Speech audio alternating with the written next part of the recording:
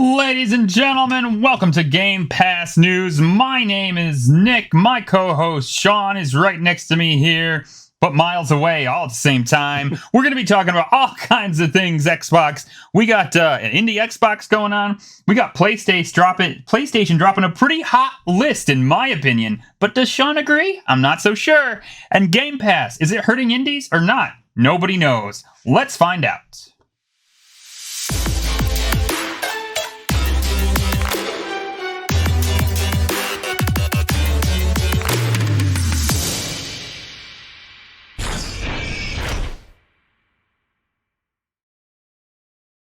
How is life, Sean? How you doing, man? It's going good. I say it's going good. Eldest has got COVID just as she starts her really big GCSE exams. She kind of predict what she's going to be doing in college. The scores off those, so that's not great. But yeah, other than that, it's good. Lindsay's finished her PGCE, so she's no longer doing night schools on a Wednesday. She smashed it a couple of weeks early, so awesome. She's very happy about that. It's like a weight's been lifted, which is good. Oh, yeah. And I'm relearning thermodynamics and combustion chemistry theory, so my ears are bleeding. So I apologize massively to Tim for not getting my question back to him about my Nintendo Dad's Hall of Fame game. So I completely missed that, and that's my fault. So sorry, Tim, but I've given you it now. So look at you just coming right out with the apology. You're so nice. Listen, I know. He deservedly gave us some crap, and I appreciate it. Every time he would hit us up, I'd be like, oh, I don't know. I got like this or that, or what do I want to do? I don't have a clue. And then I would forget about it and move on. As I was like, well, I'll think about it for a little bit. And then I just, like I said, I'd move on. Anyways, how's it been going for you? I have like old man problems, which I have like old man lawn problems. I have this spot in my lawn. I don't know what I feel like. Some kind of like, I don't know. Anyways, we cut down a tree and there's this hole in the yard now that's filling up with water where a convergence of roots apparently no longer have water to give to a tree because, I mean, this was a big ass tree. And we cut this thing down. And in fact, I sent you pictures that one time, and the guy that was crawling up in the tree. I don't know if you remember that. Yeah. Now there's just water filling up in this hole because the roots don't have water to a tree to give water to. So now they're just like filling this hole up with water. So God bless it. I swear. So like homeownership problems suck. So we're trying to figure out what to do with that. Right now, I'm thinking about just putting a little dinghy in it and calling it Metzger Pond and calling it a day. Except it kind of smells. So.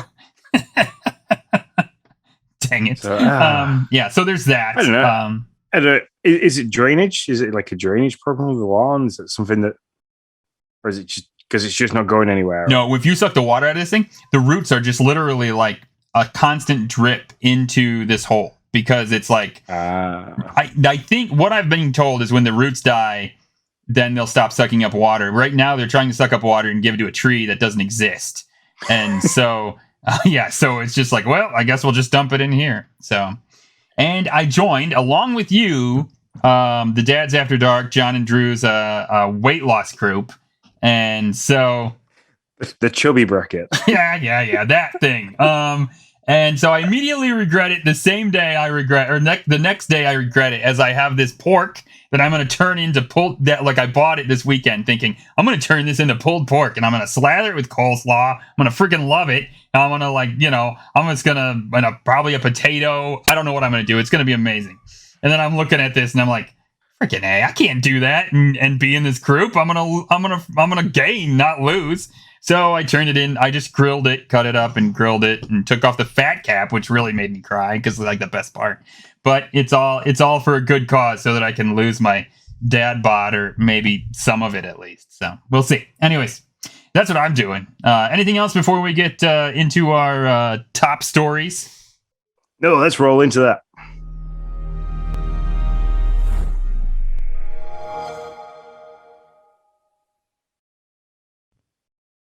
All right, there is a Japanese Indie Live Expo 2022, May 21st and 22nd, and Team Xbox has said they will be there. Now, to be fair, the 21st, probably not all that interesting. It's a Let's Play day of stuff that's already been announced, so it's not going to be all that much. But the 22nd is premiere day.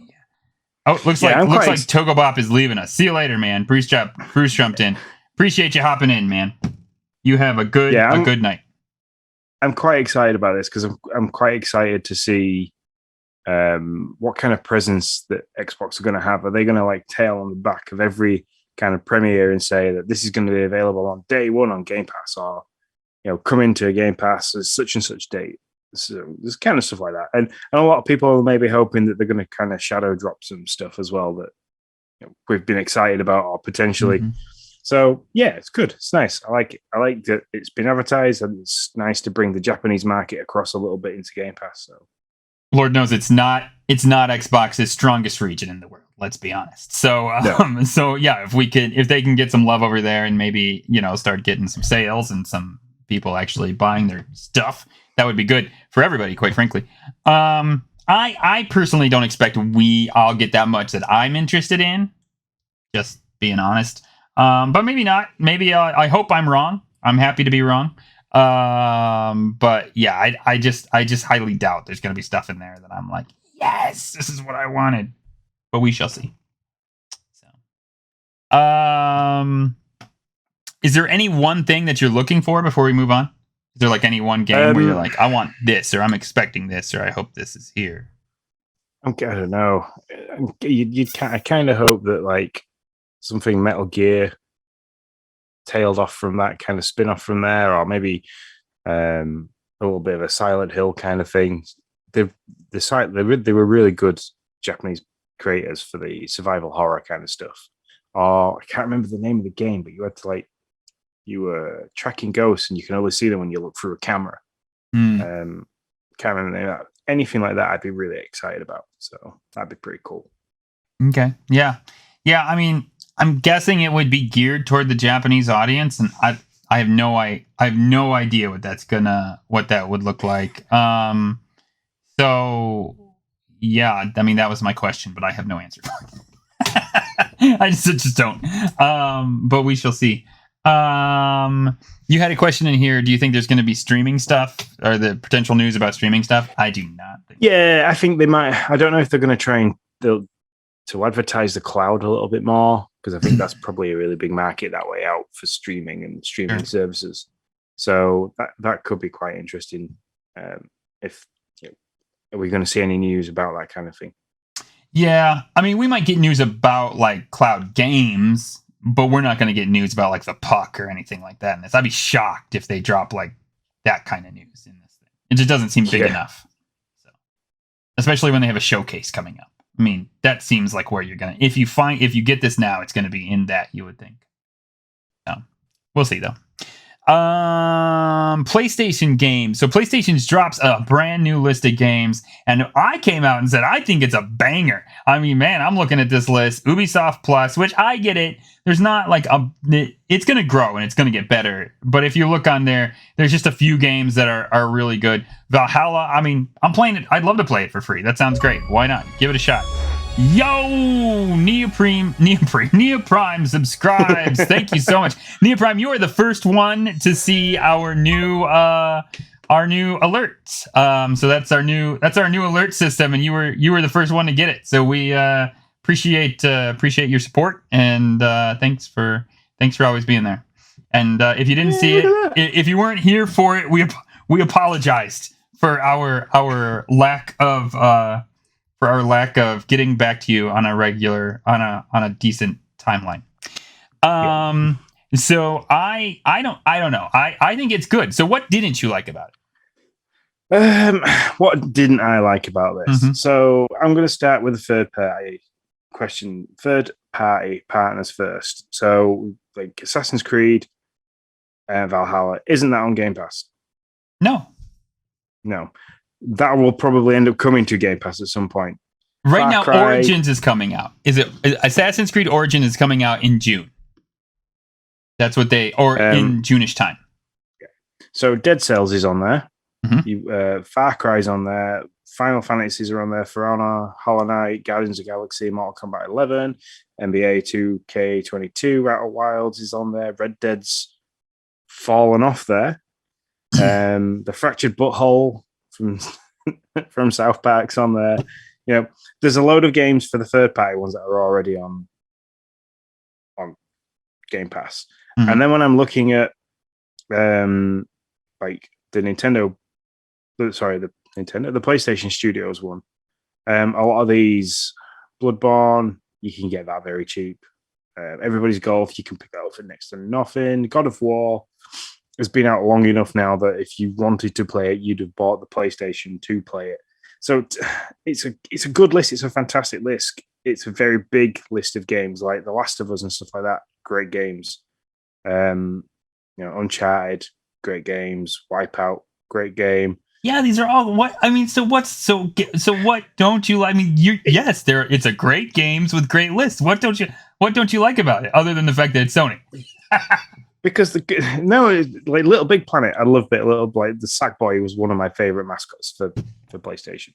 The thing I don't like is that they still haven't announced, like, there's no big hitters, no like day one kind of releases that they're going to do. A lot of these have like been very, very. I know they've said they're not going to do it at all. Yeah, but a lot of these games have been played to death. They've stopped putting content with it. They're not pushing anything else for it. So there's and there's none that are older than PS3. So there's no jump back to PlayStation 2, PlayStation 1. There's no. Yes, that's true. I've heard that complaint from PlayStation fans. So there's nothing drawing me right in. Like, I wouldn't now go and run out and get a PlayStation based off the back of this, because other than the Miles Morales game, there's nothing on there that I'd like want to rush and play. So, listen, I get your point, and I get when I looked at the list initially, I was like, this is a hot list, and it is. It's a hot list for somebody like me, to be honest, who has not been in the PlayStation sphere at all. Like if PlayStation comes out and says, this is our list, oh, and by the way, here's our puck, I will buy that puck. I mean, maybe, okay? The only thing that would stop me from buying it is the fact that I don't have any time to play PlayStation games right now. I just have none. Like, why would I sign up for the subscription? I mean, I got to make a decision here, right? But for me, for people like me who have not been in the PlayStation sphere, which as a business should be kind of what you should aim for, right? Those people who are not in your sphere. And now you're saying, listen, you can play all of our banger games that you've missed for like however much a month. I don't know. There's too many tiers for me to know over there in the PlayStation land. I don't know what tier gets you what. But with that being the case, it's like, dang, that's a good freaking deal for anybody. But if you're in it, if you're in the PlayStation ecosystem, then yeah, you've already played these games. So really, what's it to you? And that becomes the issue. That's why I don't think it's a great list, because I'm sitting here being somebody who has played PlayStation games and has been on the fence a couple of times about, do I go PlayStation, do I go Xbox? And I've had one just to play certain games, and then I've got rid of it because there's no other games I wanted to play on there. For me, this is not a fantastic list, and I can see why a lot of people from the PlayStation player group have been kind of like, is that it? We've already bought and paid and played all these games. You basically, you're giving a list of games that we can replay if we want for the subscription price. Yeah, which I know there's a lot of that with Game Pass, and I'm not expecting heat from what I've just said from Sony fans about the Game Pass subscription service. But then I'm sat here and I've got Super Lucky Tail loaded up, which I could have on the Switch, I could have on the PlayStation. It's been out for ages. I'm dipping into it again, but I'm dipping into it because I've never dipped into it. That's fair enough. But there is lots of games in Game Pass that I haven't played because I haven't wanted to waste the money on playing them, because I don't know if I would or wouldn't like them. But they don't have that aspect in that list of games for PlayStation. Well, they are doing demos. They are, yeah, but 2-hour demos. Yeah, but then I was listening to the Dads After Dark episode about this, and I'm kind of like, I'm on the same kind of boat as a think it was John, who was like, it's not great. It's great for a consumer. It's great. It's fantastic. But I don't think it's brilliant for the developer because you sometimes you don't get. I mean, I've played 2 games this week. We're going to talk about later that I didn't need to play any more than 20 minutes of, and I absolutely hated it. But things like Spelunky, you could play 2 hours of it and get hooked, and then be like, "Oh yeah, this is great. I'll pay it," and then be like, after another 2 hours, be like, "Oh no, I've fallen off that." So 2 hours is sometimes could be too much, or sometimes isn't enough. And I don't know. Are you going to get people? And Drew made a really good point in saying that some people like who just basically play games to make reviews or dip and dive a lot, like Justin does. You're getting free content to make your content about, and that to me could also hurt developers and publishers because how much money are they actually getting for being on the Sony service? So yeah, I mean I get it. I mean, when I started to think about it, because when you said that, I was like, I don't understand. This seems like good service. But then I started to think, like, what if Nintendo came out and was like, listen, hey, the same thing where it's like, you're going to get all our games basically on the Switch from a year and a half ago, and you can play them for free. And I would be like, what? Why? I buy all your first party titles, like almost day and date. Like very few Nintendo titles do I not buy day and date. And so when I started to think about it that way, I was like, okay, I get what they're saying. Also, Sony has come out and said, hey, this doesn't make sense. Day and date doesn't make sense for us because we don't feel it's financially feasible. Now, here's my thing. You look at this list, you got to figure out what they're going to do with this subscription service, right? You're going to get whatever game, like Horizon Forbidden West, you're going to get Forbidden West in a year, right? I mean, would you agree that that's likely to be the thing? Yeah. Okay. So how does this make their service? How is this any different? So I guess you're going to get the PlayStation fans to buy the game who are so hardcore. They're like, I ain't waiting a year to buy that game. But how many sales are you now already going to lose because people are going to wait the year? How many people are willing to wait a year to get those titles? I guess that's my question. Because that's what they're fussed about. Yeah.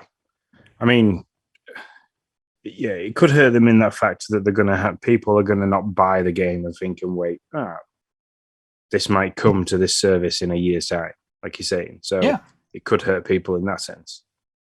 But if people are that fussed, then I don't know. People in the PlayStation system have already kind of got used to that. If I want to play the new game, I have to buy the new game. Where True. Microsoft have been really kind to us with Game Pass and kind of gone, look, if it's a title that we're making, like Halo Infinite, Forza Horizon, with Starfield coming and stuff like that, Redfall. That's the problem. We're like, that's why you're like, those Microsoft titles, which maybe don't exist, but those ones. Well, they haven't made anything yet, which is why we need the showcase. But we're getting day one title. We're starting to see day one titles that we don't have to wait so long for. So I don't know. I don't know if that's hurting Xbox because they're not selling as many copies, or is it great for them because they're getting more people buying the script, like increase the subscription service so much that they can now make buy Activision basically. Yeah. So so we got some stuff on here, by the way. Ninja Lunchbox is in chat. Thanks so much for joining us, man. He says he agrees it's tailored for the PS ecosystem. He was hoping for more PS1 classics. I believe he was the one on Twitter that I heard say that. But Tim says, hey, I'm in because I'm in that ecosystem and I didn't have the chance to pick up all these games that are on this list. So, now he can play them. So there is that. If it's your secondary console, maybe you don't have the, we know Tim loves Nintendo, right? I mean, it seems like Tim buys almost all the Nintendo games that come out. And And so, yeah, maybe it's like, well, crap, if we got 3 Nintendo games coming out, how much money can we spend on video games? So if this is your secondary console, you're in the PS ecosystem, you know, you don't, if you're buying all the Nintendo games, maybe you only have time to pick up 50%, either time or money to pick up 50% of the PS games. So now you got the other 50% for a subscription. So yeah, I mean, maybe it suits more people than I think. And I'll be interested to see what their sales data is when stuff starts coming out, when big parties start coming out. How many people are willing to wait that out and say, you know what, I'll wait a year because it's probably coming to my subscription service. So it'll be interesting to see. I think this is good. It's good for PlayStation fans. It's good for Game Pass fans because now Microsoft has to say, oh shit, we gotta make sure we have position in this market right now. But if we want to keep that position, we gotta make sure that we're pushing because right now they don't need to be pushing. And so now they do. Well, not right now. As of whenever this was announced, they knew they needed to start pushing. So, you know, hopefully that helps us out. Helps everybody out. This moves into the next topic. Topic that came out on Pure Xbox, or I read on Pure Xbox. I don't know where it initially came out. Fury didn't the developer says Fury didn't align with the Game Pass strategy, so they're not going to bring it out to Game Pass. When you read into the article a little bit more, you find out that they don't think they're doing very well because they chose not to go the Game Pass route. And if you don't go the Game Pass route, they said you just don't get noticed on Xbox anymore. And their sales were lackluster, and they don't want to bring it out to spend the time to bring it to Xbox and not get the sales that they think that it deserves. And they said their forecast is likely not to meet the time it would take to bring it to Xbox. So is Game Pass in the end hurting indies, do you think? On our platform, at least? Not in the genre, not in the industry altogether, but yes, a little bit in the fact that probably not making as many sales. But then if you're going to want your title to be on Game Pass, do you negotiate a better deal for it being on Game Pass? Mm-hmm. Yeah. I think this is all in the negotiation because Phil is on the record of saying no Game Pass deal is the same. Like they're tailored to what you need. So it's about, and I would agree with you. Yes, Game Pass hurts indies if the indie doesn't want to be on Game Pass. That's a fact. Because if you're in the Xbox ecosystem and you have Game Pass, you're looking at those indies or you're looking at Game Pass as your kind of your indie machine. They're giving you the free stuff, and as long as there's something there to play, which even this year, where I will say Game Pass has been lackluster in like titles, they have given me enough indie titles that I have been interested in that I've been like, sure, I'll play that one. That one looks pretty fun. And they have been. Death's Door, Nobody Saves the World. I mean, I can rattle off a bunch. So yeah, but for me, when it comes to indies, and I'm going to say this, and I don't want to upset people. For me, do it. When you're looking through indies, it is sometimes a case of finding the diamond in the rough. Oh yeah, totally. Yeah, because I can flick through the Nintendo eShop and it's like recent release games, and there's some on there that are like 50 pence, and it's like, oh my god, why is there so much crap I have to get through to see anything? Which is why I like things like the Nintendo Dads After Dark. I like talking to you about indie games because you kind of throw up the ones that are quite decent. I don't have an eye for indie games. I really struggle, which is why I miss games like Spelunky, the downhill mountain biking game that I like, stuff like that. I really do struggle. But I can't remember where I'm going with this now.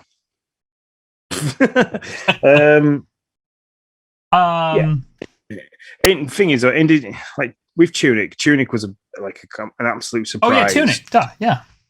Tunic was an absolute surprise to be a fantastic indie game, which I probably would have overlooked if it wasn't for like just its art style and stuff like that. And then when I played the story was fantastic. The puzzles, the game seemed to there was so much with it, and there wasn't a lot of hype about it. So it's kind of like you can kind of go unnoticed sometimes if you're not very careful as an indie developer. So you've got to kind of, if you want to get seen, you're going to have to start tailoring your game to how Game Pass fits, because you're more likely to get more people to play your game via Game Pass and make money with it that way than you are with sales. And it's only a 2% difference between the sales for PlayStation and the sales for Xbox for the game that we're talking about. So, how much has it actually hurt them for that 2%? Like, how much have they lost in revenue for that 2% drop across the two platforms? Yeah, it's, it's an interesting time and it's got to be tough. I mean, for these developers and all that jazz. I mean, I know they're putting in a lot of time, a lot of money, and especially the indie developers, their game hangs on how well their future hangs on how well this game does, right? So it's like, dang, I mean, if the deals don't go the way they need them to, the way they want them to, it can sink you. And so, I mean, I have sympathy for him in that sense. There was a story, I don't even remember the game. There was a story that Ebucel shared, and I think John Zablanc was on and talking about in our newsroom where the indie went the Game Pass route, made a good bit of their money. Oh, it was Fury. Oh, I'm sorry. This was this one. So the Fury was on Game Pass. Pure Xbox's article was not. I don't know. It seemed that's not what I read. I thought it was a different company. Yeah, so this seemed game, unclear. That. Yeah, this game actually got its initial deal. Got 58% of its budget covered by PlayStation and Xbox. Its initial game, not the DLC. The DLC, and so it's like, what? So now between Nintendo and between Steam, they have to make up 42% of their budget and hopefully, make a profit, obviously. Otherwise, it was all for naught. I don't know. I don't know how hard that is to do. I'm not. Yeah. None of us do, and I don't even know if they do, because it's like, crap. Where do these markets intersect? Where is Nintendo people and Xbox people? If I was interested in this game, I'd play it on Game Pass and not pay for it on Nintendo. How much did that hurt them? And I don't know if anybody knows the answers to those questions. That's the problem. Yeah, we are in a very, very strange time.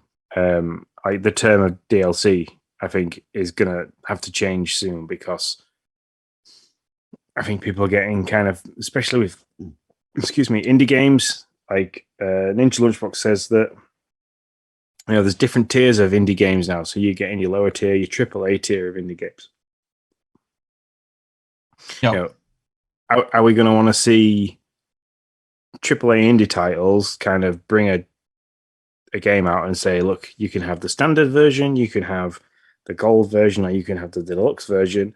The deluxe version gets you access to all the stuff that we're going to do to the game later on to actually finish it off. Or you could just buy the standard version, and once we've completely finished the game, you might need there'll be a required amount of purchase for you to get the rest of the content downloaded. Mm-hmm. So, I do and I don't like DLC. I like DLC if it's worth it. Like the Animal Crossing DLC was great. That was like a really good, because it completely changed. Had it completely give you a different set of stuff to do with the game and kind of reinvented it a little bit.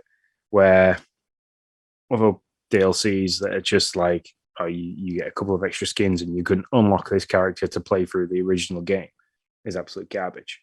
So, yeah, it's interesting, and I don't really know which way these things are going to go and how it's going to be, but it'll be an interesting time to see if indies do in fact get hurt by Game Pass. I mean, how that works out, and how and I think PlayStation coming to the market with a subscription service helps this problem, in my opinion. There's going to be there's two places that they can play. They can pit each other against each other and hopefully get a better deal out of the whole thing than what they're getting now. Yeah, I think in the case of this game, if it hadn't have already come to Game Pass and then the DLC needed to come to Game Pass as well, I think it'd have been a completely different story. I think if this game had been released first, they'd waited a year, the game had come to Game Pass in the subscription service after the DLC had been dropped. So you play the game, and if you want to then have the DLC, like they do with most other games that have been out for a while, if you want to be able to play the DLC, you've got to purchase the extra content. You can play the main game for free, but then you have to go and purchase the extra content.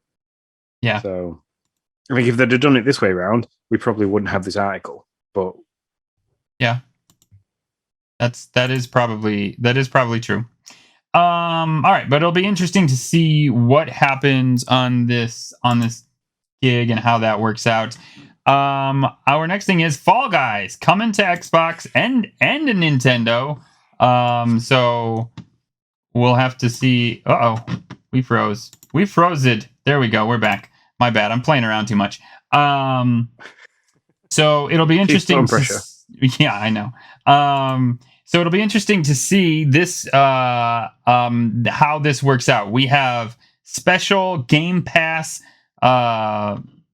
skins that are coming or Xbox skins that are coming just to Xbox. I'm pretty excited about this. I always wanted to play this game. I don't know much about it other than it's got the wonky physics and you're trying to do these platforming with a whole bunch of other people and see how it works. Are you excited about Fall Guys? I am so excited about this. I've been waiting a very long time for this game to come to the Switch or to Xbox, and for it to come to both at the same time, both free to play, cross-platform ranking. So you what you unlock on the Xbox follows you onto the Switch. Yeah, cross progression too. Yeah, cross progression. That's the word I was looking for. Yeah, this is going to be great. It's going to be so much fun. The fact that I can play on the Switch if I wanted to with a better frame rate and play the game, and then say we're going to see some family for a bit, I can take the Switch with me and then play again with people. Mm-hmm. Yeah, I'm so excited. This game has looked hilarious for a while. I showed Jaya it and told her this is coming out June 21st. I think she was a little bit excited because she likes to play Roblox and does the platformy stuff with Roblox. So I think she'd be interested. The fact that I could probably get it for Emily on her Switch Lite, and she can play it with me as I'm playing it on the Xbox or playing it on my Switch and stuff like that. The fact that it's a game that I can now play with my daughter as well, that'd be really good. And Hambo Johnny's asking in the chat, can we all party up across platforms? And Tim's already there for us. Yes. Yeah. I can imagine that this is going to be. Well, I'm kind of going to hope that this might be some kind of mayhem that the Deads After Dark drop. So. I don't know. They got strikers. Got to watch out for that. Came out at a rough time. I can't. If I have to pick between the two, and I only have time for one, I can only Striker. That's all I got to say. I will wait until the Strikers fad fades before I hit Fall Guys, because I'm super pumped for that game more than Fall Guys, even though I am pumped for Fall Guys as well. So we have new Gotham Knights gameplay video footage, which I'm hoping Sean has seen because I haven't. So I don't know. Yes, this is very open world 3D. We only saw a short teaser video that kind of only showed two characters. I think it was Redwood and I can't remember the name of the other character. It only showed two characters and their fighting style. But this game looks like it can be absolute madness. You can play from the form of the villain. So yeah, this game it got a lot of hype all over Twitter, YouTube, massive amounts of following for this. So this could be good fun, especially the fact that it's coming to Game Pass as well on day one. So very excited for this. Tim had a question about PlayStation subscriptions coming to Nintendo possibly. Let's throw that as another question in the party chat. Yep, and we'll answer it there. I'm be real honest. Never played any of these games. I'd be interested to try them. But so that's all I really can say. So if you're excited, I'm excited for you, and maybe excited for me. I don't know. We'll see. And then this last news bulletin, Deliver Us to Mars, just coming out soon. If you ever play Portal, all I can say is if you've ever played Portal and you wanted a next gen version of Portal and Portal 2, this game is very possibly for you. It's based on Mars. You play, I don't know what her storyline is, but you play as a woman who's got a mission to do. There's lots of puzzles kind of based on that. You've got to pick items up, move items around. The gameplay footage that I've seen for it in the trailer looks very much like Portal in terms of the way that you interact with objects. So I can see this being quite a big hit for those people that are trying to scratch the Portal itch from Valve, because they've not done anything with that for a very long time. So, well, actually, I just looked it up because I thought this was the case. So Portal and Portal 2 in what they're calling the Companion Collection is apparently coming to the Switch in 2022. I thought that was in a direct. So I remember you being like, you can now play Portal, because I've never played it before. So yeah, I mean, that'll be great. And Deliver Us to Mars. Now that's not a Game Pass game, right? That's just a game that looks like no, it's not a Game Pass. It's just one that like. I'm excited for, because it covers that. I mean, I'm going to play the living crap out of Portal 2 when it comes to the Switch. So, see, Xbox people do buy indies that aren't on. I don't know if that's indie, but if we do buy games that aren't on games, it's not. Oh, crap. Never mind. It started out as forget it. Never mind. It was part of the Orange Box collection on the 360. Was Portal. So you kind of, when you bought Half-Life and Team Fortress and Half-Life. No. I mean Deliver Us. Oh, sorry. Yeah, is Deliver Us an indie? No, and this is I don't think it's quite a AAA, but it's not an indie. Okay, fair. I give up. I tried to make a point without knowing if it was a good point, and it came out to be a failure of a point. So there you go. Anything else before we move on to our spotlight? No, it's good. Let's go tell people what we've actually been playing.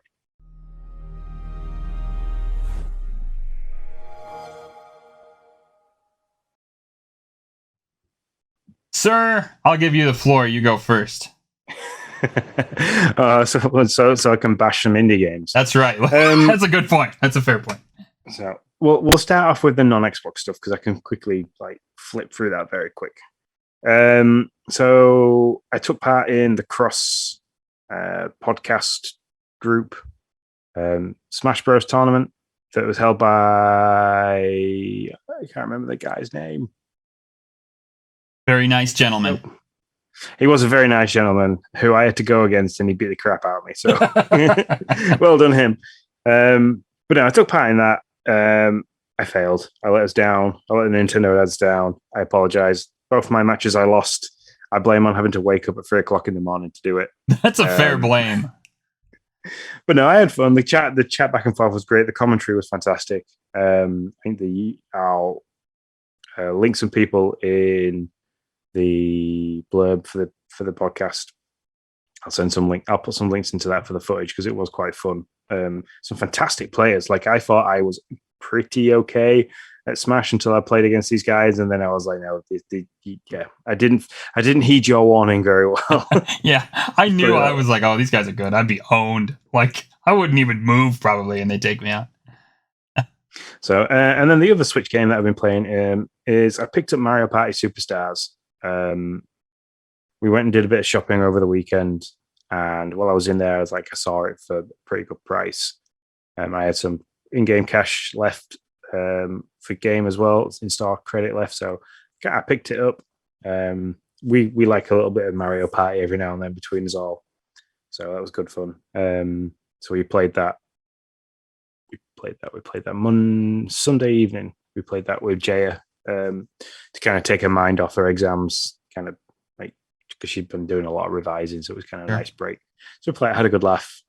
She won, because she always wins Mario Party.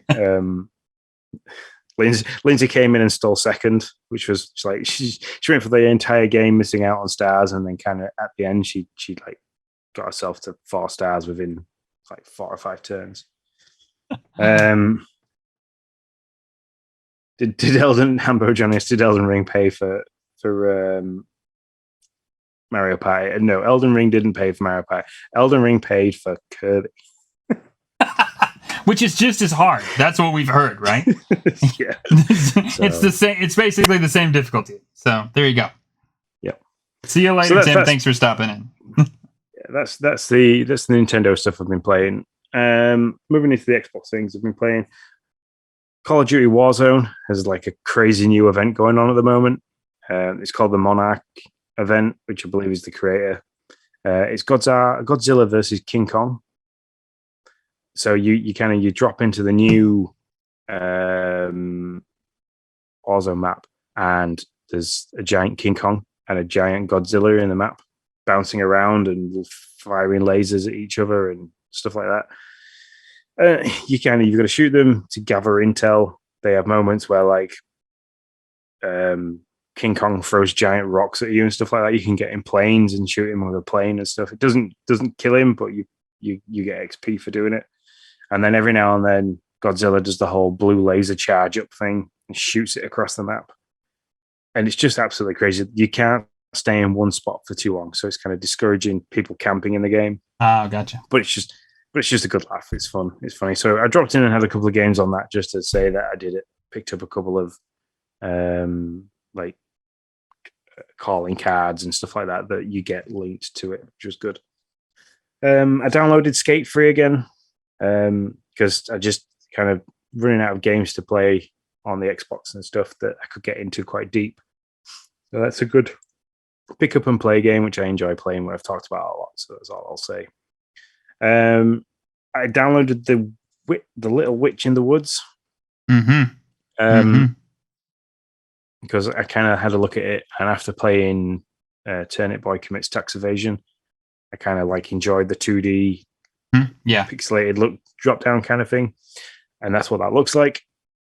So I downloaded it, I started playing it. Logan was sat next to me, and he was kind of like asking what was going on, which he's starting to kind of pick up on that now, that there's a story to games. Sure. So I was reading all the dialogue to him. That game is heavy with dialogue. The dialogue isn't very fast. The dialogue tries to be witty and funny, and it's not. It was really dry and badly written for the jokes. Gotcha. Yeah, and then when you actually get to start playing the game, the character moves really, really slow, and you've got to move from one, like, for the amount that I played, you move from one train car to another, talking to 3 people, and then like you return back to your seat on the train, and then it finishes. Like that segment finishes. That took 25 minutes to talk to 3 people and move from one train car to the other. It took 25 minutes, and because the dialogue wasn't dragging me in, a bit like with Bugsnax, the dialogue was really funny. The characters were really you could kind of get them to, and they were really nice to be relatable to, and they had interactions between each other. These were just static figures that didn't move around, who looked like they didn't even like have a shift in, like a character that's waiting. Sometimes like will move or like pull something out and put something. Yeah. None of that. It was just a bouncing character that didn't really do anything. And I kind of finished that first bit, and I was like, you know what, I cannot commit to carry on with this. So, yep, I gotcha. So, too much dialogue. Did you get anywhere in like what you're supposed to do in the game? Like what, like, are you casting spells, or what are you like? What do you like? How do you did you fight at all or anything? I didn't get that far. I was kind of like, okay, if it's going to be this slow all the time, fair enough. The dialogue and that stuff, and quite heavy, so I stopped. You noped out of that one. I've had very little time, so. No, you shouldn't. No, if you don't like a game, you don't like a game. That's yeah. And then John in our party chat dropped that he was really excited for the new Sambalo game that was coming out this summer, which I think is called Her Story. So I thought I'd go on and I had a look at Telling Lies, which is the game that's currently out there on Gamepass. And this is another one where on the surface of looking at the game, looks great. I thought I downloaded it thinking that me and Lindsay would like to sit through it and kind of, because we watched there's been a couple of like not documentaries but drama series where it's people talking into the cameras and like making recordings and backwards and forwards. Like you can see the text messaging bubbles pop up, and I thought we'd really enjoy to do play like go through this if this was kind of like you're having to listen to the conversations and you make decisions about who might have done this and who might have done that. I thought that would look great. So fired the game up this evening. Lindsay was sat next to me and she was actually like, she put the phone down and like she was going to be quite engaged. Get engaged with the thing. You're like, yes. Yeah. And then like the game starts and you get like a really nice dramatic intro of this woman walking into a flat and she's like, she plugs a flash drive into a laptop and you see the laptop screen pop up and you can kind of see her reflection. And then it gives you control. And I was like, oh, what do I do? So I kind of like, I had a look around on the desktop, looked in like her trash thing, just to see if there was like, I was going to get any pop-ups to say, oh, you kind of, this is what this does and this is what, nothing at all. So I used the main thing that had popped up in the screen after she put the flash drive in and went through all that. There was no explanation to what I had to do. And I watched 2 of the videos and then clicked on another one and it was already at the end of the video, which was 4 minutes long. And you have to kind of use the right analog stick to back through the video.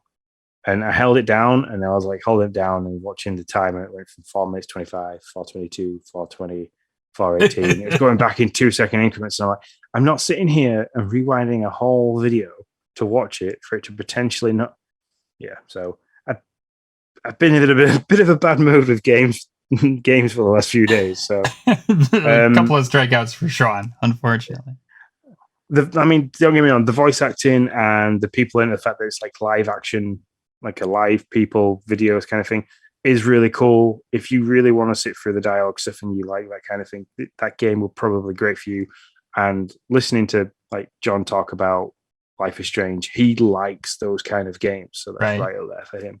So I wanted to give it a try because I'm always, the reason why I have Gamepass and the reason why we do the show is we like to talk about different games. I'm not going to bash it because I didn't play enough to bash it. Literally, like, again, played half an hour, 45 minutes of it. Sorry, we played, started it at 8 p.m. and turned it off by 8:45 this evening.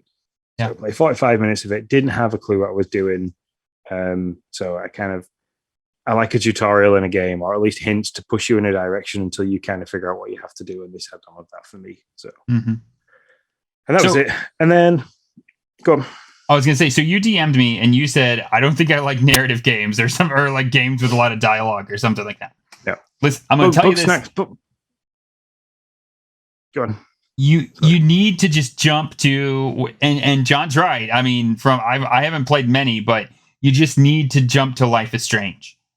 If you don't like Life is Strange, then you legit don't like games with dialogue. Because I mean, I've never that's a game that's a dialogue based game that's on a tier of its own. So if you don't like that one, you're not gonna like it. I have it downloaded. I just haven't got around to playing that yet. Yeah. So and get to that one. Also, I also didn't want to play it. Absolutely destroy it, in my opinion. And and then have John chase me because I'm a fat guy. I don't run fast. I would. That's what I recommend doing. You're like, I don't like games. That's what I was like. Just play Life is Strange. If you come back to me and you say, yeah, Life is Strange, can't get into it, I don't get it, no fun, then I would say, yeah, you probably don't like games with dialogue. You can probably just hang that genre up. Call it good. And then the last game that I've just literally started playing, literally just before we started doing the podcast, is Super Lucky Tales. I played the demo on the Switch and enjoyed the demo. It was on sale when I downloaded the demo on the Switch, but didn't get around to playing the demo before the sale ended. And then I noticed, as I was having just a quick flick through all the games that were on Game Pass to see if there was anything that I wanted to play that had disappeared, that I'd missed. I kind of saw that both were on there, so downloaded both, and I'm going to go through and play those because I do like a good 3D platformer style game. Like Spyro, loved Crash, enjoyed Rayman, so I'm going to give this a go. And it's one I can sit and play around in front of the kids, so. And I'm going to have them a lot because I aren't getting any days off during the week for the next 2 weeks. I'm going to get weekends, so any video game time that I have is going to be in front of the children. Okay, so I looked this up because I was interested so I played New Super Lucky's Tale, and it's an expanded version of the game described as a partial remake by its developers and reviewers. So you're playing Super Lucky's Tale. Yeah. So it is fairly the same game. This one is somehow partially remade. I don't know. It gets worse and worse, these things. But it is at least at some level the same game. Oh, okay. Well, at least then I only have to play one of the two. So yeah. Anything else so for you? What have you done? No, that's it. I'm interested in what you've been playing because on this list here you've got Box Boy and Box Girl. So I'm quite interested to hear what that actually is. There's a story behind that. It's funny. So still playing Switch Sports. Soccer is still Noah and I's favorite game. We love it. Also, we like tennis and volleyball. Those three are kind of like our go-tos.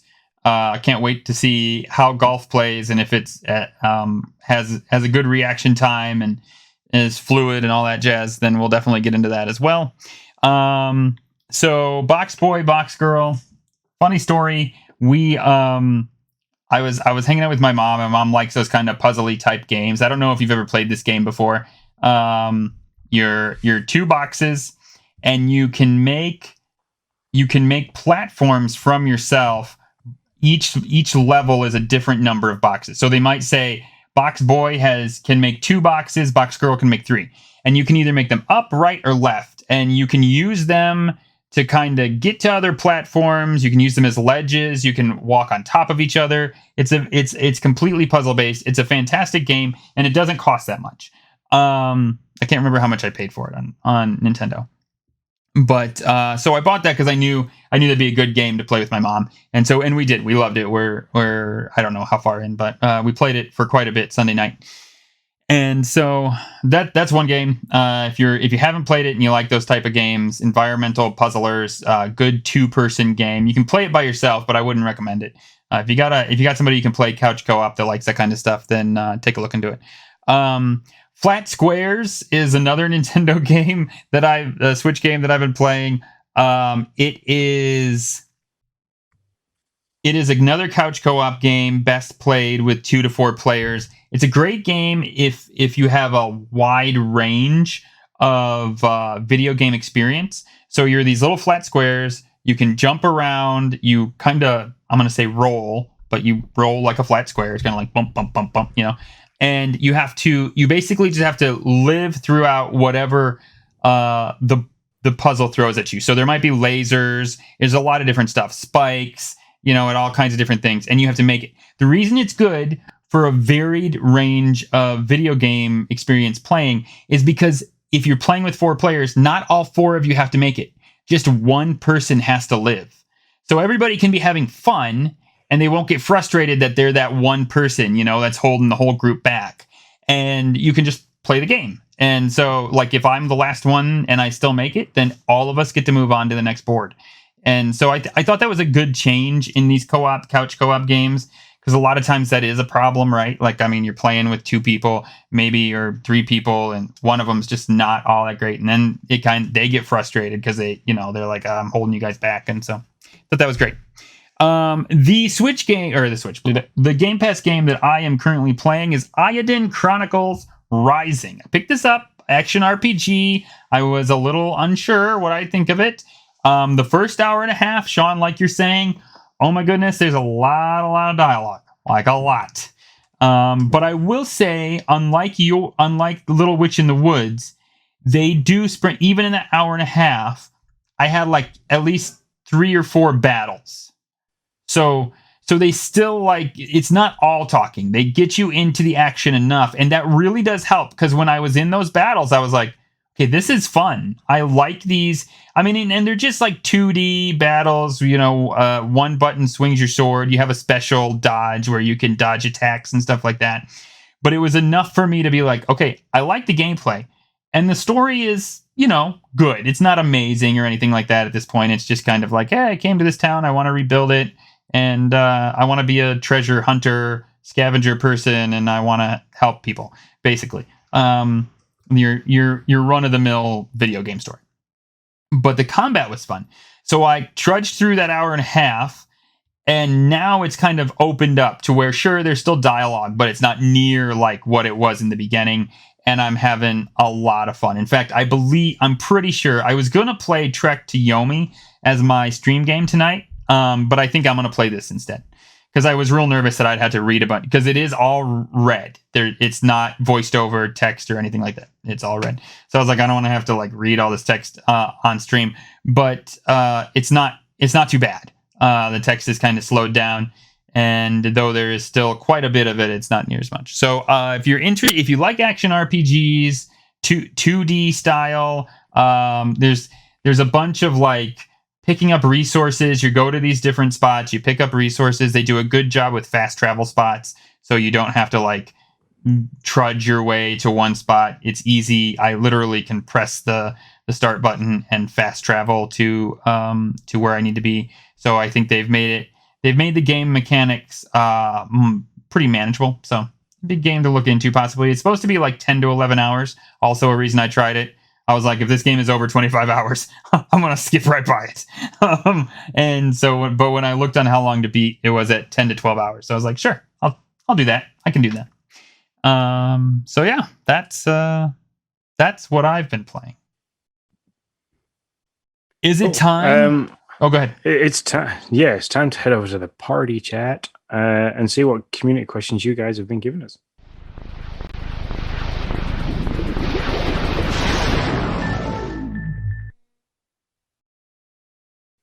So before we get into actually looking at the question that we've got today from Tim, which is a couple of parts, I want to just remind our listeners and viewers, we have two competitions going on at the moment. We've got the Achievement Hunters, which is based around bug snacks. You get on, play the game, unlock some achievements.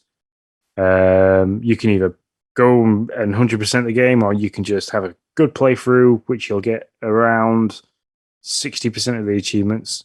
Screenshot from your phone, take a picture, screen dump it from your Xbox, but we need to see the amount of gamer score that you've earned from that title and your gamer tag. As long as we've got those two in the picture, we're happy. We don't mind what format it comes in. You could DM that to us in Discord. You can stick it in the party chat section of Discord. DM us on Twitter, or send us it via email to gamepassnewscast@gmail.com. Just get that in before the 31st of May. And then once we've counted up everybody's entries in, we will be announcing the winner of that. And I believe the Grand Hunter badge is going to be given to the person that gets is it 100% of the achievements first? Yeah, 100% or 100% first or most, which if that's the case, we already know who it is. We already have that person. Yeah, we had an entry from K-Chan, who was in the Capel Gaming Backtrackers sub, and I kind of pointed it out, and she sent me that little screenshot. So yeah, I believe she might be the first person to claim the Grand Hunters badge, which is quite nice. Yeah, congratulations. So now we've announced that, I'll get in touch with K-Chan, and I will try and get some information to get that sent across. So the second competition we've got going is obviously the co-op campaigns. It's all based on you, the viewers and the listeners, helping us grow to create greater content for you guys. The more we get known and noticed, the more chance we have of being able to get codes for early games that might not just be Game Pass games, that could just be Xbox games in general. And we can start doing more reviews, more Let's Plays, bits and pieces like that. So I'm going to quickly bring up all that information because I had it there a second, but then had to jump onto something else. I need to make a new one of those graphics, by the way, because that's certainly changed. Some of those numbers are higher than what they are in the initial graphic, because you guys are awesome, and you've been following and subbing and doing all the reviewing. We got like 5 reviews. You guys are amazing. So thank you so much for everybody who's participated in that so far. Yeah, so I still can't find all the full totals. Why are they not right in front of me? Don't worry about it, man. We'll get out another one to you guys tomorrow. I promise. I'll do it. But yeah, all you got to do is get us to 100 subscribers on YouTube, 100 and 250 followers on Twitch, and 50 reviews, I believe it was. Mm-hmm. Or 50 reviews. If we do any one of those, we give away $50. So if we do all three, we give away $150. Okay? That's what we're saying. $150. $50 in and if you're involved in all three, you could win $150. So. That's right. Mm-hmm. Yep. Do it. Please. Thank you. We love you all. All right. What's our question? Please. So our question from Tim is, I'm sure this has been asked before, but what game from the Nintendo's library should be on other platforms like the Xbox? That's the first part of the question. What Nintendo game? Like, I feel like the obvious answer is Metroid. Yes. Definitely. That feels... Is that... Yeah. Metroid, I'd be happy with that. That'd play very well. I'm just kind of thinking how fluid it would be to play. But yeah, Metroid would be a great way of... Especially Metroid Prime. Like, imagine if Metroid Prime dropped on Xbox. How much do you think... Prime was the first person one, wasn't it? Yeah. Yeah, that would be like next-gen graphics as well if they remastered it.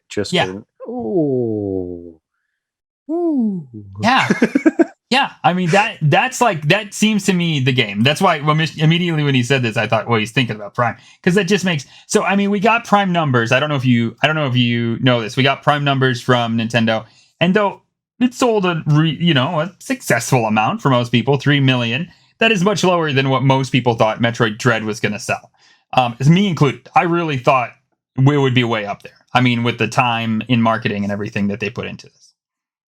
And so I think with the demographic that Xbox has, that Metroid, those numbers could be much higher. Yeah. If first person shooter, set in space, would probably sit very well. The interesting fact about Samus, by the way, my youngest daughter Emily, when I was playing Smash Bros, she didn't realize that Samus was a female. Oh yeah, yeah. She always had in her head that the person inside the spacesuit suit was a boy, because boys don't do all the cool jumping around shooting aliens. As soon as she figured out she was a girl, she was really excited by that. She was really happy. Which is nice. Yeah, man. Good job, Nintendo. Yeah, I think. Well, yeah, when Nintendo was one of the first. I mean, that for me, that was the first. I don't know. I'm not everything about game history, but for me, that was the first like girl shooting main lead that I remember playing as a kid. Yeah, she came well before Lara. So Lara was the next one in line. So. Yeah, I mean, and I actually, there was no internet at that time, at least not for me. But I remember being like, "Oh, it's a girl!" Like I was like, "Oh crap! I didn't see that coming." Like I was like, "Dang!" So yeah, I think it's cool. I wish it would be on Xbox. Hambone Johnny says Xenoblade. You played Xenoblade? No. Okay, me neither. But I am on record of saying that Xenoblade 3, especially now with the moves that have been made, I wasn't going to play it because it was too close to Breath of the Wild. But especially with the Nintendo moves that have been made, I plan to pick that up. That's going to be my Nintendo Elden Ring game, where I'm like, I have no idea if I'm going to like this game or not, but I'm just going to pick it up and try. Was Xenoblade a live action RPG? It's not turn-based, was it? John, you're going to love this. I had no idea. Just like with Elden Ring, where I was like, I got no idea what's about to happen, but I'm going to buy it. Now, I'm not going to lie. That somewhat went south, so we'll see if Xenoblade does the same. I know it's 3D open world. I just don't know what the play style's like. And whenever I think of it, all I can imagine is that great big sword that the person has. I know, right? The ridiculous sword. and that again with my whole dislike for anime, that kind of pushes me away. So, Yeah. Yeah, I get you. Which, by the way, this is I gotta go back to this for a second. In Ayuden Chronicles, you have a person in your party whose name is Rue. They're a kangaroo with a magical pouch which holds this gigantic sword, and they do a really good job of making fun of themselves in a fun way. Every time he brings out the sword, the other people in the party are like, "Oh, Rue has his ridiculously large sword out again. I see. Okay, well that's interesting." Like they do a really good job of just like they understand how dumb it looks, and they like do a good job of poking fun at it in a really I don't know, in a really good way that makes me chuckle. So. Yeah. So Tim also says, so we've said bring Metroid Prime to Xbox from Nintendo. What would bringing that game to Xbox do for Nintendo? So my instant answer to that would be that people that then enjoyed the lore of Metroidvania would probably be like, oh, so they brought Metroid Dread. Let me maybe if I could get hold of a Switch, or if they do own a Switch and they haven't played Metroid Dread, to kind of go, this was really fun. I like the lore of it. I like the the idea behind it. I'll go play their new title.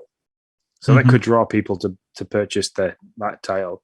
I can't see it getting people to go down the whole I'll buy a Switch so I can play Metroid Dread.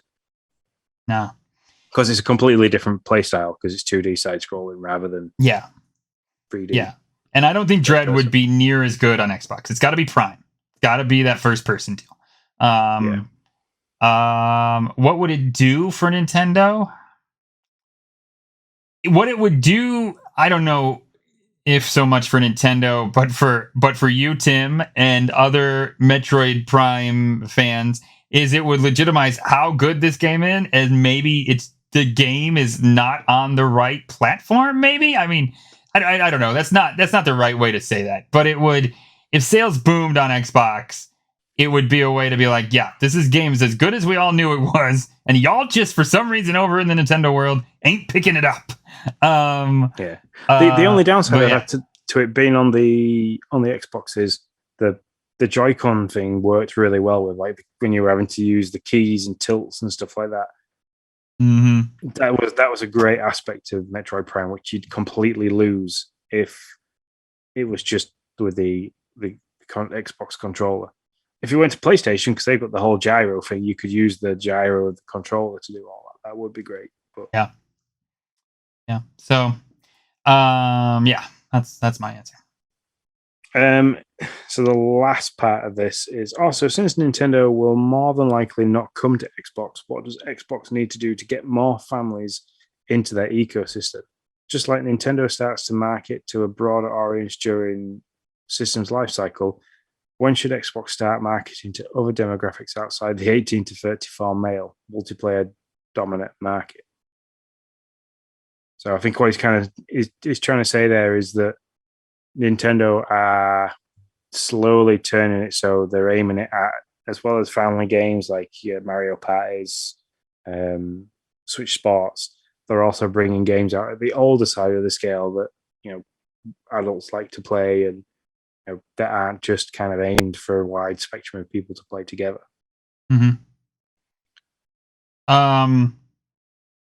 One, I think Xbox does have a lot of kid-friendly titles on even just Game Pass.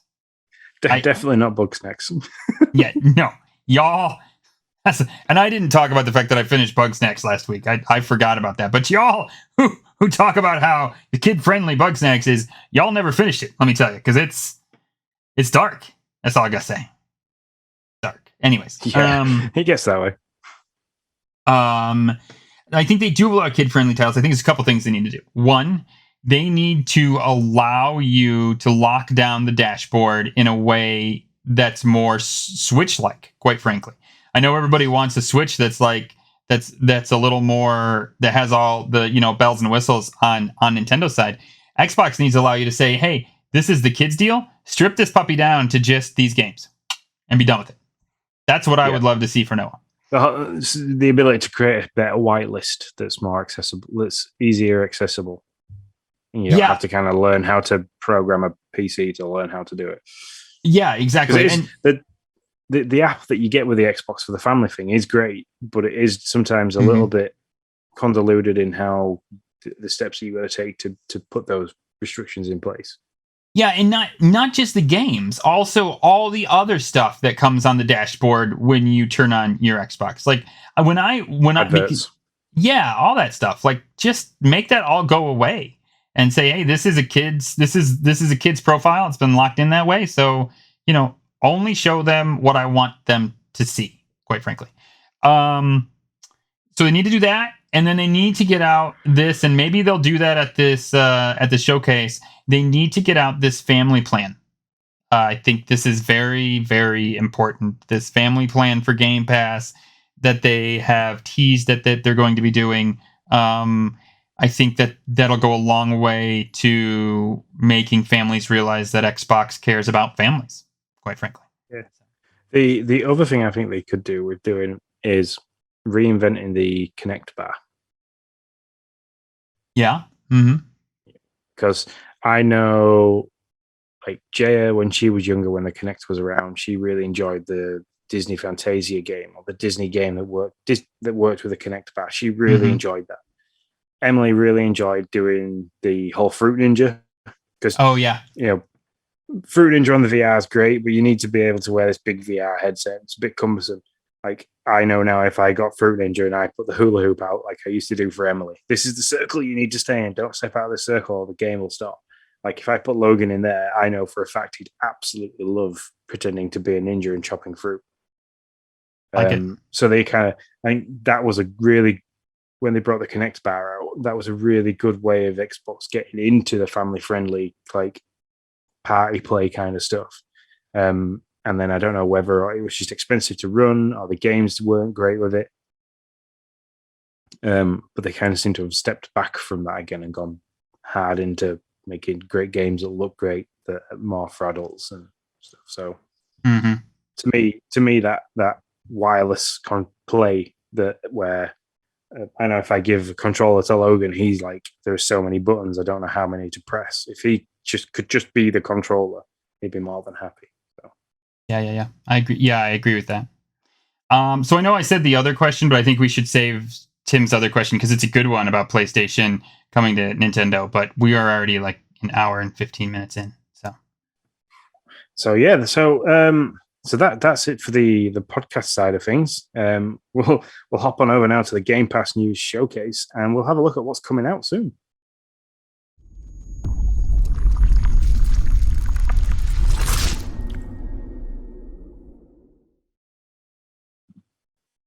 We're smaller.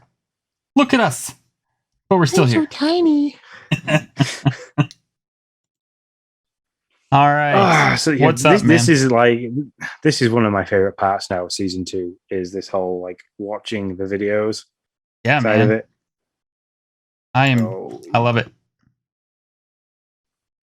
All right. Join our other thing. Make it bigger. There we go.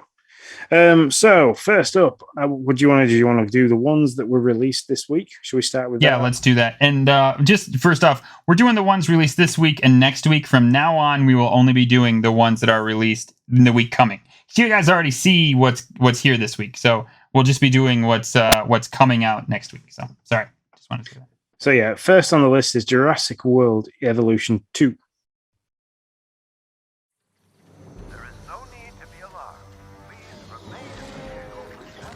There's no need to be alarmed. There's a T-Rex eating me.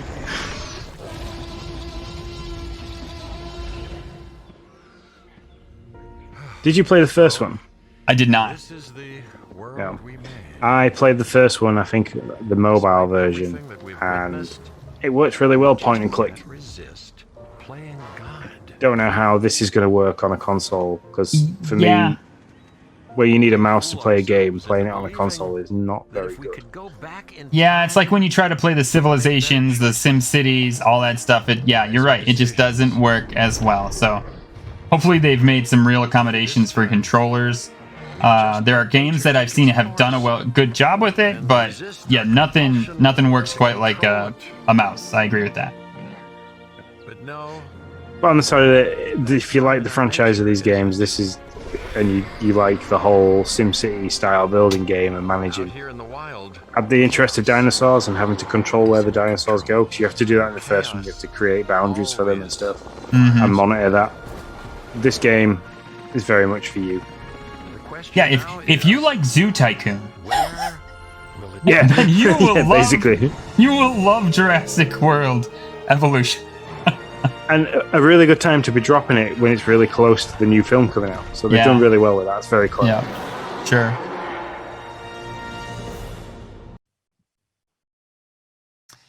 So there you go. That came out on November 9th. But now it's going to be dropping on Gamepass. Is it already dropped?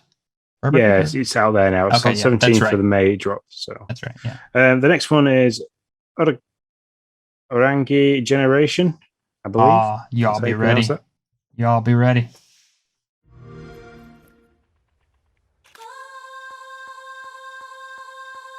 See, before we played, Nick played the music to this for me, and I was bopping around and bouncing. I like me a good bit of drum and bass. I mean, you really can. I mean, it does make you bop your head for sure. I'm just trying to understand what's the premise of this, other than I'm taking pictures of penguins and graffiti. So it's a first-person simulation video game developed by Origami Digital and licensed by Active blah blah blah in okay. Public. All right, I'm trying to get. So far, all I got is a first-person simulation game. It takes place in the near future, with the player taking the role of Maria, a courier for the Turanga Express, taking place during an impending crisis where major cities are walled off, and the United Nations has deployed military soldiers as well as a towering mecha in order to defend the island nation against alien invaders. So there's your plot. Wow. Okay. So what you're doing with a camera, I have no idea, but that is the basic premise of the game. You're doing something with a camera. Yeah. I mean, I'm a photographer, so and I love drum and bass. So if this soundtrack is playing in the background while you're doing partially of it, and then the idea that there's all the different lens types, so you had the macro, telephoto kind of stuff there. You were changing the whole depth of field and contrast of things. I might give this a go. I might say downloading tonight, and I might give it a go tomorrow and see what it is. And if I enjoy it, I will try and grab a recording of some of the gameplay, stitch it together, and maybe drop a little bit of a review of what my first take on it. Sounds good, sir. Sounds good. And then the last one for the games that came out this week is Little Witch in the Woods. If you want to roll VT, We know how much Sean loves this game. I've always wanted to say roll VT. I don't even know what that means. Roll videotape. Oh, I was like, I don't know what he's talking about, but I'm just gonna roll with it.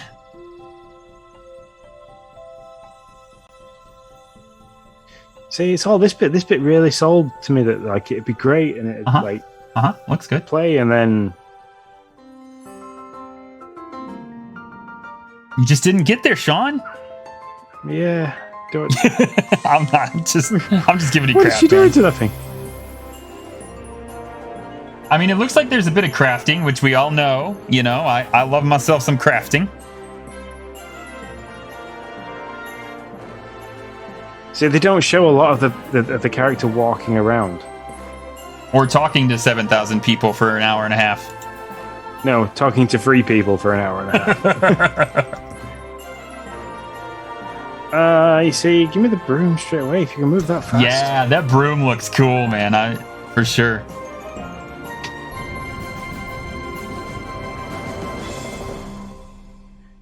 You see, the trailer doesn't do anything for what I said about it, so maybe I should have stuck with it for a little bit longer before I bashed it. But yeah, I like that style of gameplay. So like Link to the Past, and Link Between Worlds, like that kind of truck down. So it's what I grew up on as a kid. So like all the Pokemon games.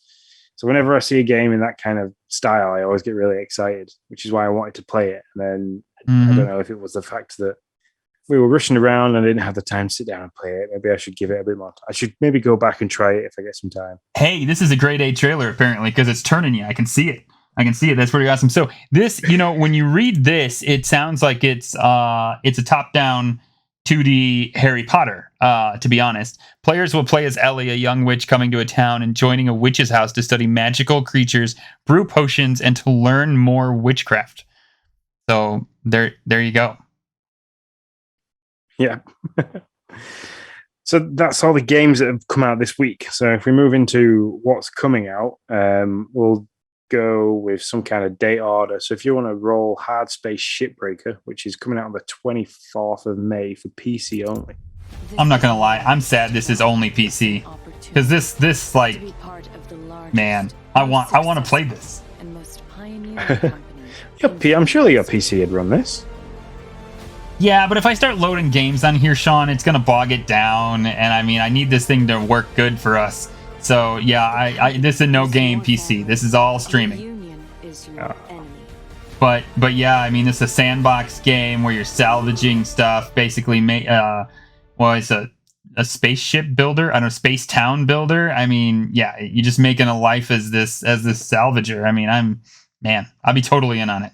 Looks real. It looks real right fun. in thinking as well that it's a game in development still as well, or is this? Is it a game preview? Is that what you're saying? Yeah, no, it's not a game preview. I was gonna say I don't think it is. Actually, what is a game preview is Little Witch in the Woods. Oh, so hopefully they go and fix the movement speed. Yeah, maybe they will. But yeah, that does look good. It's what's the game that I was playing? I still got Outer Wilds. That's close to something like that, and that was actually quite fun to play. I played a little bit of that. It's still actually installed on the Xbox because I want to go back to it. It's quite a fun space exploration / crafting kind of game to play. So. Very roguelike though, so just know that before you get into it. I know. No, I'm talking for everybody else. I know you've been playing it, or you have played it. But if don't jump into it, that was my problem. I jumped into it and didn't realize I think it's 27 minutes you have in each run. Or something like that. There's a timeline, and I didn't realize it. I got blown away, and I'm like, "Why? What just happened?" And then I had to start over. I was like, "Oh, this stinks." So, if you're into that, it's a great game. Don't get me wrong. It's just what I prefer as a genre was not for me. Yeah. But yeah, I'm trying to think now who plays on PC. So, Tim played on PC at one point, didn't he? Yeah, Tim plays. Sam plays. Justin. Yep. Mm-hmm. Although Justin is more of a streamer than a PC player. An xClouder. So, but yeah, it'd be interesting to see what people's reactions to that are. I think when it comes out, I might see if there's any streams going on Twitch to kind of watch and view and chase up. So, yeah. So next on our list is which is also coming out on the 24th of May, is Floppy Nights. John, this is not for us, I don't think. It looks like it's child friendly. No, it's just it's a turn-based card battler is what it looks like we're really doing here. Yeah. Not normally our genre. But if I'm looking at the dialogue and the fact it's so big, the writing's really big, and there isn't a lot of it, that this is what kind of draws me to thinking that this is aimed for the younger audience. Yeah, maybe. There's a lot of cards here. Yeah, like a 10-year-old audience, you mean? Something like that? Yeah, I was thinking Emily would play this quite easy. Yeah, I could see that. I was trying to get to a good description of it, but I can't find it, so... There are plenty of odd jobs all over town, but only one Phoebe, and that is where the Floppy Nights comes in. I don't know. This is worthless. Not a good thing. So whatever. So they are the ones that are both coming out on 24th of May. So the next ones are coming out on the 27th of May. We'll start with Sniper Elite 5 first. Rated M. Be warned, this is a bit graphic. You're saving your best for last, aren't you? I know what you're doing. War has turned. The Axis is on the run. An animal is so Sniper Elite 4 is still on Game Pass now. So if you want to play the the game that came out before this to give it a go. I don't know how well the stories link into each other, but you'll get a good feel for the Hitman style sneak and strategic gameplay while you've got missions to complete. I mean, this looks kind of cool. I'm not gonna lie. I don't know that I would really play it, but it does look like you liked Hitman. It's true, yeah. Mm-hmm. And that was you running around putting people in freezers for half an hour. That's true. Yep. Mm-hmm. I put a lot of people in freezers in that game. That was like, yeah. So this is very much like Hitman in the fact that you've got to be strategic with how you approach things. You can get into some firefights if you're caught. It's just the downside to it is you have that slow motion graphic effect, but you can turn that off. So if you don't want the slow motion graphic effect of the bullet traveling through the guy's shoulder, head, testicles, wherever you're shooting, because when you're shooting through the testicles, they do a slow motion of those bad boys popping. Yeah, I'm not gonna lie, that's interesting to me. I mean, because you're right, Sean, you know me. I'm like, I don't really want to see all this crap. This isn't my gig. So yeah, I don't know if I can turn that off and I can just play.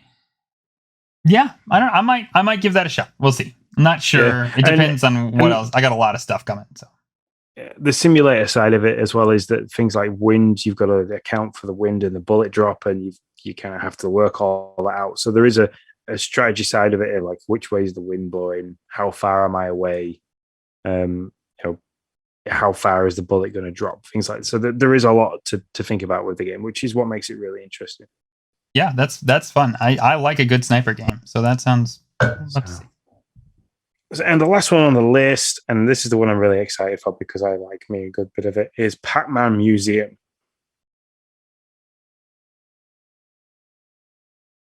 There is a place where you can enjoy 14 different Pac-Man titles. It's in Pac-Man Museum Plus. I think this is really fun how they did this. Yeah, that you can actually have the Pac-Man avatar and walk around an actual arcade and all the stuff that you've unlocked. Yeah, and you basically get to place it, right? It's kind of like an Animal Crossing thing where you get to put this stuff down, right? Yep.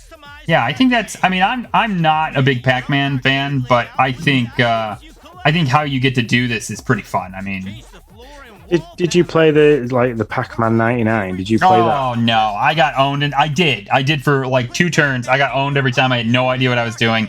I noped out of that probably faster than you noped out a Little Witch in the Woods. I'm not gonna lie. Yeah, okay, fair enough. But yeah, I'm excited for this because there's Miss Pac-Man. There's like obviously all the different Pac-Man games that came across the board. The fact that you can build your own arcade. I mean, I'm currently sat here and I'm wearing a pair of Pac-Man shorts, so nice. That's how much I enjoy playing Pac-Man. So yeah, I'm looking forward to this. It's definitely on my radar to play. Yeah, and there's launch bonuses. So like you're getting the little launch bonuses that you can get by playing as soon as it launches. So yeah, I wonder if that's going to be their monetized style. They just keep bringing out these new little like things you can add to your arcade. Like these are free, but I wonder if there will be like a pack of, holiday Christmas ornaments or whatever you can put out or something like that. And you'll have to pay $3 or whatever, Yeah, they've definitely there's definitely a way of them getting through that and adding extra bits and pieces all along the way. Yeah, but I'm excited. Again, what I'm getting to the issue I'm starting to get with now is that Logan's at an age where he's starting to get interested in what I'm playing. Mm-hmm. Where sometimes like I could kind of set him off watching like a little bit of Blippi or something on his tablet with his headphones on, and he's really not paying attention to whatever the hell I'm doing with the TV. Right. And I could play, but now he's kind of like, if I've got the controller in my hand, he's kind of like, "What are you playing?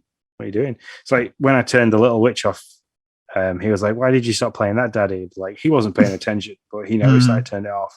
And I kind of said to him, "Oh, Daddy wasn't enjoying that game, so I've turned it off for now." Too much damn dialogue in that game, kid. Yeah. So I am getting very choosy with what I actually have time to play. So yeah, that makes sense. Time is precious. What's next, man? thought that was them all, wasn't it? Oh no, you are wrong. There were some other How drops wrong am I? today. You got you got one. You got. See, they're not on the list. Oh, they're not on the list. This is Vampire Survivor. Vampire. I This have- looks like a Is bullet hell? They even call it that, basically. yeah. This is like Enter the Gungeon, but on crack with Yeah. vampires. Yeah, it's too much for me, but it's coming out. I'm just looking at the video now while you're playing it, and Vampire Survivors. No, I don't think I'd enjoy that at all in the Nah. slightest. No. And then, I really thought I put those in there, but you are darn well right, I didn't. Whoops, my bad. The next one actually is, and I meant to correct you on this and I forgot, is Her Story is actually coming out next week. Oh, For- okay, cool. For PC. Sorry, for PC. Just for PC. Yep. This is the third day running you've called me in. And it does have See, this what- same feel like what you're talking about with Telling Lies. You'll see a computer screen up here real soon. Yeah, but if this is like, if she's done something and these are like interview room kind of stuff, and you've got to, Search the database right here. yeah, and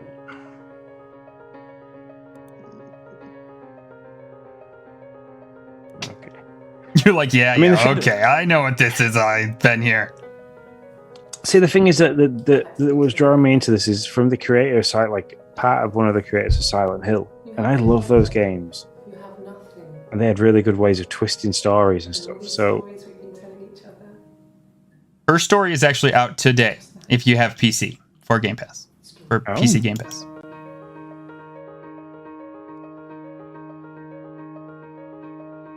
Just so you know, Vampire Survivors will be out on the 19th. So tomorrow, if you're watching right now, and you know, well, whatever. It's out Friday 19th. I'm not good with the time thing. It makes my brain hurt.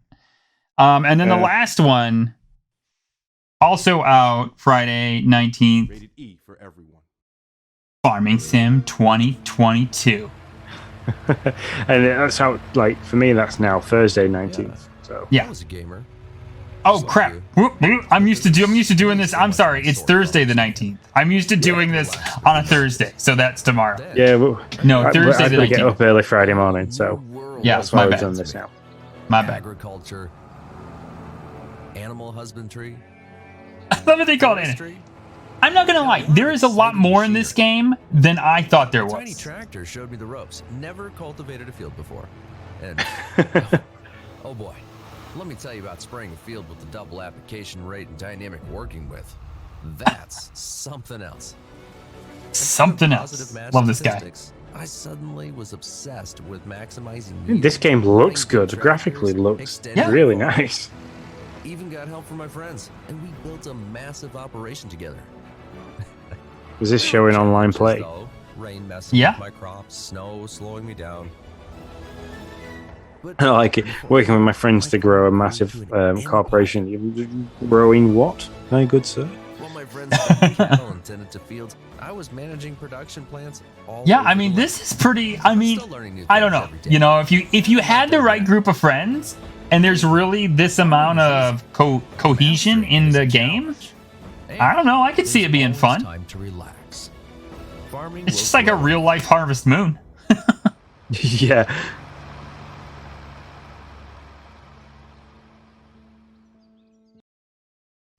Interesting. I mean, if Lawnmower Simulator is anything to go by, where you were managing a business of cutting people's lawns, no, it's very Mhm. slow paced. Yep. You need to give a lot of time to this kind of stuff. So But it doesn't look near as similar. It looks, you know, there's a whole lot more to do there than just cutting the lawn. I mean, you got all the different. I really thought you were just going to be managing a field. But now that I'm like looking at that, I'm like, well, you know, I mean, and I'm not going to lie, I give Farming Simulator crap a lot when it comes out. I'm like, oh, another Farming Simulator game. But You know, I'm not gonna lie. I feel a little bad about that now after looking at that trailer. We have 2 new games with gold, Sean. 2, and one of them is weird. Inner World. I can't. Can be said about the adventure genre the famous game designer Friedrich Nietzsche hasn't mentioned already. Nevertheless, I'd like to introduce you to the Inner World. Inner World. Join Robert, the extremely cuddly main character, and this looks like a click and point kind of game. Yeah, something like that for sure. But which I don't mind some games like that. where will Robert go, and why in the world? This is available to claim now. You'll meet folks. I mean, I wonder how well this. They are able to talk. They even have facial expressions. Adventure experts among you may have already guessed. This trailer definitely makes fun of itself. That's kind of what I love. Non-stereoscopic 2D. The game length is about 6 to 8 hours. With a probability of precipitation of 60%. And for really untalented players, there's an extensive help system, firing more game hints at you than the number of Let's Play videos you can find on the net. Belittlement, a wrongly denounced expression in our modern world, is one of most... Has he just got a worm drunk? I think that's what he did. And now he's taking it, and he's going to shoot it at that guy, is what I think's about to happen. In a refreshingly unbiased way. Just try it out yourself. All right. In short, Oh, sorry, I cut it short. My bad. In short, I think you should play this game, is what he says. My bad. I cut it short. I like games like this. Toonstruck was the very first point and click game I ever played. I don't know if you ever played that. Did not. So you played, you know the guy who plays Doc in Back to the Future? Yeah. So he's in it, and his character is like, he walks around, he talks, it's all his voice doing the dialogue, and he's fallen into a toon world where he's got to help somebody kind of figure out what's going on and rescue things. If you ever want a good laugh, go on YouTube some of the videos. But that was the very first point and click style game I ever played. Toonstruck. That was on PC when I was very young. My first one that I ever played was Maniac Mansion. Did you play that? I think it's the NES. Oh my gosh, that game is hilarious. One of the things I'll remember that I used to do all the time there, I don't even remember the plot much anymore, but there's this fat lady in the trunk of a car. Like something happened to her, and you pop open the trunk, and there she is. And when you click on her, it's like there's so many options you have. One of them is to punch her. And so when you click that, you punches her, and he's like, the dialogue comes up and it says, "There is a lot of girth on this woman, and though it jiggles much, I don't think it made it enough so that she would even notice that you punched her." And it was just like they're basically saying your mama's so fat that when I punch her, she wouldn't feel Oh my gosh, it's like, oh man, the dialogue in that game was hilarious. So anyways, that was my first one. But that's cool. Anyways, next game, Viva Pinata Party Animals, also available right now to claim. I mean, you can play Viva Pinata right now. Yeah, which is good fun. Yeah, Viva Pinata is great. It was like one of my first experiences in the Xbox. No, that's not true. Halo was technically that, but yeah, I love this game. Become the ultimate party animal. This is like what Mario Party would be Exactly. for Viva Pinata. Yeah, it's exactly what it is. It's Mario Party with Viva Pinata characters. And find out. Again, it's another one of those games that Xbox has that's kind of family friendly, but you know, I don't think it gets called out very much. No. I'm just looking at it. It's just be funny. I mean, the actual game of Viva Pinata was very funny. So yeah, anything that they've done like that as a spin-off would be hilarious. And we showed it last week. We're not going to show it again this week, but Yoku's Island Express is also available with games with gold. Yep, I have that. I actually have that claimed. So Yeah, me too. I like I think I'm going to go and claim that first one that you showed. The Game Inner Boy. World. I'm actually going to go and claim that because I think will be quite a fun back catalog kind of game to play. And just so everybody knows, we have 7 new games announced to be falling off of Game Pass on the 31st of May. So if you're interested in playing them, get out there now. A lot of them will make sense to you. EA or NHL 20, Farming Sim 19. Pretty obvious why those games are falling out. New ones have just got brought in. Knockout City is falling out only because that game is now free to play. So, or they're moving towards free to play. So that's why that's happening. Resident Evil 7 Biohazard is falling off. Sean, I don't know how you feel about that. I feel sad. I feel sad, yeah. Super Hot Mind Control Delete, Spellforce 3, Soul Harvest, and Yes, Your Grace are all falling off May 31st of 2022. Yeah, if you haven't played that Mind Control Super Hot, go play it. It's a good laugh. I've played the VR, played the console version to completion, and I've played the VR version to completion, and it's great fun. So, thank you very much, everybody, for watching. I hope you enjoyed the Game Pass news showcase. If you want to find us anywhere, you can jump across to obviously here on Twitch, over at YouTube and Twitter, which is all at Game Pass News. If you want to jump in on the Discord chat, you could do that by going to the Nintendo Dads Patreon page, which is patreon.com/Nintendo Dads.